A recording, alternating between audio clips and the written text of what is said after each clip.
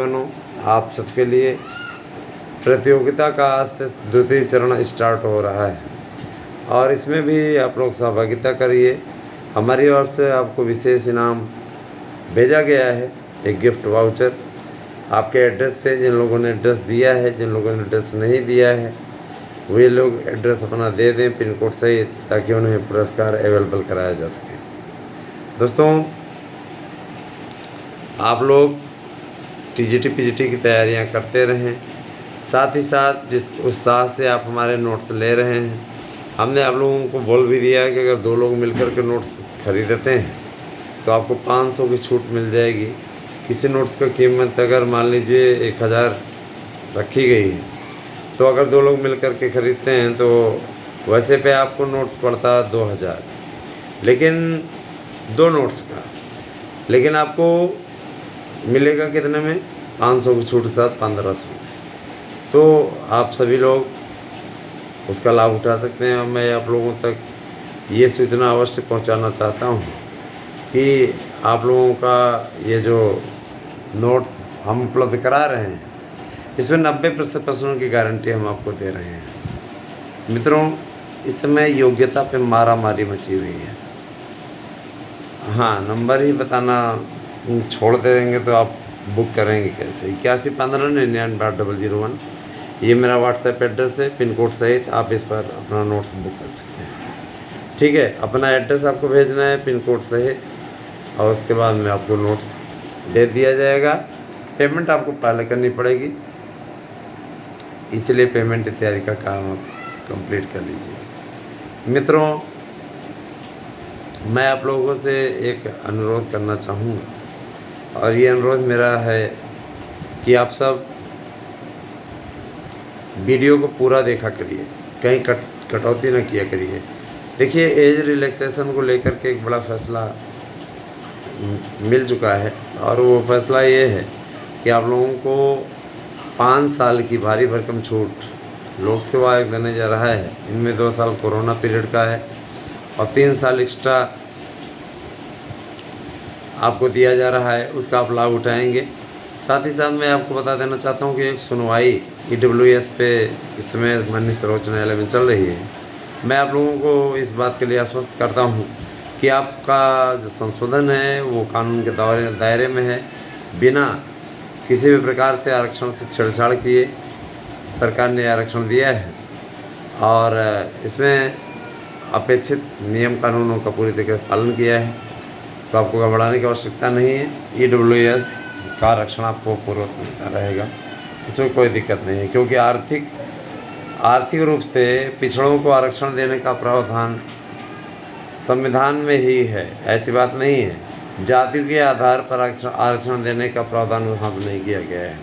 सामाजिक पिछड़ेपन को ही तो दूर करने के लिए आपको आरक्षण दिया गया है। ऐसा इसलिए नहीं है कि मैं ब्राह्मण हूँ और इसलिए मैं आप लोगों तक ऐसी बात करूँ। मैं जो वहाँ पे तर्क वितर्क चल रहे हैं, बातें चल रही हैं, उनके बारे में बता रहा हूँ। आइए अगली बातों का हम आपके सामने उल्लेख करें। आपको ये बताना चाहूँगा कि आप लोगों का ये TGT PGT का जो कार्यक्रम है, ये पूरी तरीके से तय हो चुका है कि 28 नवंबर से आपके पेपर हो जाएंगे। बहुत लटक के गए तो ये 1 महीना और जोड़ लीजिए, 28 दिसंबर तक पेपर संपन्न होंगे। दोस्तों, तब तक जब तक कि मेंबर नहीं आ जाते, किसी प्रकार से ये एग्ज़ाम इस डेट को होगा, सिर्फ ये कहा जा सकता है, क्योंकि अभी ये कहीं से पास नहीं हुआ है। ये सिर्फ चल रही चर्चाओं पे आधारित कार्यक्रम है, लेकिन इन चर्चाओं में दम है, क्योंकि इसके लिए सचिव, अध्यक्ष सब ने लेटर लिखा है कि 28 नवंबर को हम तैयार हैं पेपर करने के लिए, और सरकार के मुख्य सचिव की भी सहमति है। इस पर अभी सारी चीज़ें क्लियर की जा रही हैं। 28 नवंबर पे मुहर लगेगी, ये पूरा विश्वास है मुझे। मैं आप लोगों को एक बात और बोलना चाहूँगा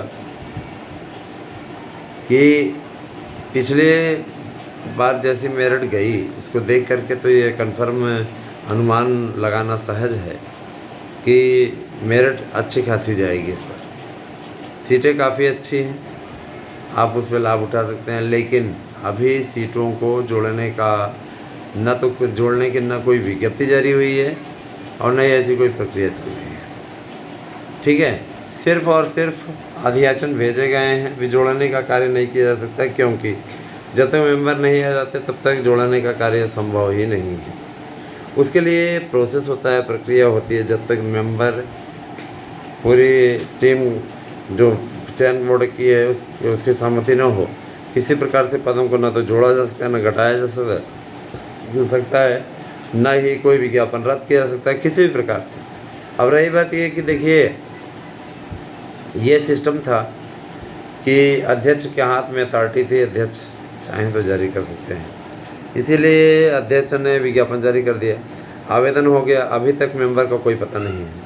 रही बात 2016 के लिए वेटिंग के लिए, तो वेटिंग के लिए सारा काम क्लियर हो चुका है, और जाहिर सी बात है कि उसके लिए अब आप लोगों को तैयारी करने की आवश्यकता है। अपनी काउंसलिंग के लिए तैयारी पूरी रखें। कुछ तो ऐसे महापुरुष हैं जो वेटिंग तो चाहते हैं, लेकिन उसके लिए दौड़ भाग करने में उनके पास वक्त का ही अभाव होता है। ठीक है, वेटिंग चाहते हैं लेकिन वो ना दस्तावेज बनवा पा रहे हैं और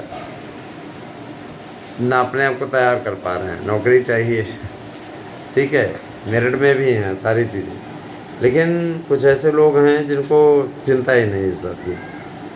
ठीक है, अब रही बात ये कि जब वेटिंग फाइनल होगी तो दौड़ेंगे फिर इधर उधर, ये हो जाए, वो हो जाए, ऐसे हो जाए, वैसे हो जाए, है ना। जो लोग हमारी याचिका से जुड़े हुए हैं मैं उन्हें ताकीद कर देना चाहता हूँ, वे लोग हियरिंग शुल्क जल्दी से जल्दी जमा कर दें। नहीं जमा करने की स्थिति में हम इस बार उनका क्लियर कर देंगे कि उन्हें इस याचिका में रहना ही नहीं है। ऐसे लोगों को याचिका में जुड़ने की कोई आवश्यकता नहीं है। जो लोग जुड़े हैं उनको ईश्वर ने चाहा तो लाभ मिलेगा। अगर सफलता मिली कोर्ट के केस में, जाहिर सी बात है कि वो तो कोर्ट पे डिपेंड करता है, कोर्ट किस प्रकार का आर्डर आपके लिए करता है। तो आज सेकंड फेज़ स्टार्ट हो चुका है और इस सेकंड फेज़ के लिए आप लोगों से प्रश्नोत्तर किए जाएंगे। मैं आप लोगों से आज पहला प्रश्न करना चाहता हूँ। सबसे पहले अनिल मिश्रा अकादमी पर, अनिल मिश्रा अकादमी पर मैं आपसे प्रश्न करने जा रहा हूँ। इस प्रश्न को आप ज़रूर देखिएगा। रामायण में कुल श्लोकों की संख्या कितनी है, और ये आपको बताना है कुल श्लोकों की संख्या कितनी है, और रामायण को किस उपनाम से भी जाना जाता है, ये भी आपको बताना है। हमने दोनों ही चैनलों पे आपसे प्रश्न कर लिए हैं और आप इनका उत्तर दे करके अपने क्रियाकलाप को कंप्लीट करिए। मैं आप लोगों से सही और सटीक जानकारियों के द्वारा ही जुड़ा हूँ मेरे प्यारे भाई बहनों, और आपको हमेशा सटीक और सही जानकारी मैं उपलब्ध कराता रहूँगा। मैं कभी पीछे नहीं हटता, इन क्रियाकलापों से कभी पीछे नहीं हटता, क्योंकि आप सभी मेरे अपने हैं और आप तक सही और सटीक सूचनाएं पहुंचाना ये मेरा धर्म भी है, कर्तव्य भी है, और इस कर्तव्य का पालन मैं हमेशा करता रहूँगा। आप लोग एक बात और जान लीजिए, जो लोग यहाँ पे आकर के कमेंट करके किसी प्रकार की बातें फैलाते हैं, झूठ बोलते हैं, ये बोलते हैं, ऐसे बोलते हैं, उनके खिलाफ FIR करा दी जाती है सीधे तौर पे, और जब उनकी जांच कराई जाती है तो पता चलता है कि फेक ID है ना। ऐसे लोग कोचिंग संस्थानों द्वारा भेजे गए लोग होते हैं जिनको कोई काम नहीं है। उन्हें ये लगता है कि उनकी बढ़ती हुई लोकप्रियता को कम किया जा सके किसी प्रकार से, है ना। ये कुछ लोग एक अभियान चलाए रहते हैं, है ना, अपने लोगों से सब्सक्राइब करवाएंगे फिर अनसब्सक्राइब कराएंगे, कोई फ़र्क नहीं पड़ता मेरे भाई इससे कोई फ़र्क नहीं पड़ता है। सब्सक्राइब करा रहे हैं, हमारे सब्सक्राइबर हम कर रहे हैं, कम ही संख्या में बढ़ें, कोई दिक्कत नहीं। जो जुड़ रहे हैं सॉलिड तो जुड़ रहे हैं, धीरे धीरे फिर बढ़ जाएंगे। दूसरों की तरह सब्सक्राइबर खरीदने का काम तो हम नहीं करते ना। जो आ रहे हैं स्वेच्छा से आ रहे हैं, मन से आ रहे हैं। जो लोग जुड़े जा रहे हैं वो मन से जुड़े जा रहे हैं, तो सब आ रहे हैं हमारे साथ में, उसमें कोई दिक्कत नहीं है। ठीक है, मुझे इस बात की कोई तकलीफ़ नहीं होती। जो छोड़ के जाते हैं उनकी मर्ज़ी, जो आते हैं उनका स्वागत, तो ये सारी चीज़ें हैं। ठीक है, और मैं कहना चाहूँगा बेखबर ना रहें और अपनी न्यूज़ सुनने के लिए सिर्फ यहीं आएँ। आपको सबसे सटीक और सही जानकारी हमारे चैनलों के माध्यम से दी जाती है। और मैं आपसे विदा लेता हूं और कल आपसे पुनः मुलाकात होगी। धन्यवाद। आप सभी का दिन शुभ हो। शुभ रात्रि।